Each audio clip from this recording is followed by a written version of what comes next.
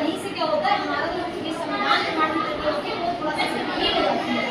तो 1910 से state attorney मानते हैं, लेकिन जो बनकर के आया था 1909 में अधिनियम, उसके बाद 1919 में आया। कब आया?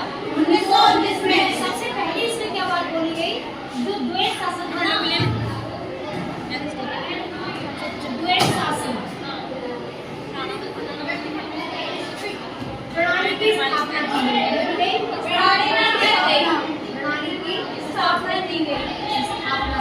इस बारे में कहा गया कि अब जो है प्रणाली क्या होगी, पूरे देश में लागू होगी। दूसरी बात उन्होंने क्या बोला, केंद्र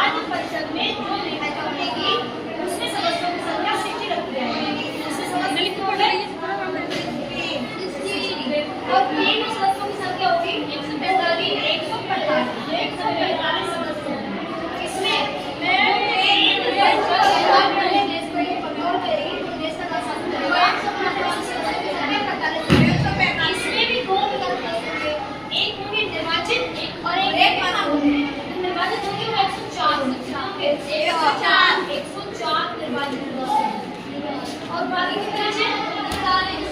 39 सदस्य होंगे, वो होंगे मनोनीय। कैसे होंगे? मनोनीय। थोड़ा ये क्लियर?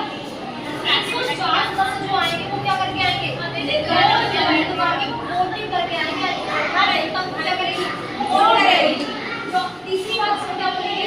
8 प्रांतीय। क्या चीज? 8 प्रांतीय। 8 प्रांतीय क्या बनेगा? गठन किया जाएगा। इसका गठन विधान परिषद का गठन।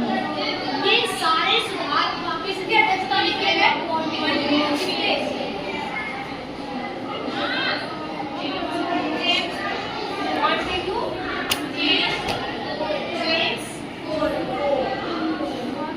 उस समय भारत के जो वायसराय बन के आए थे वो कौन आए थे?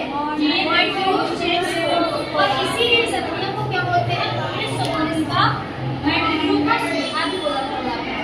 समझ में आ गया? ये बात क्लियर हो गई? और इसके बाद क्या हुआ? जैसे ये अधिनियम बन के आया, इस अधिनियम के तहत एक धारा आई थी 84 भारतीय परिषद अधिनियम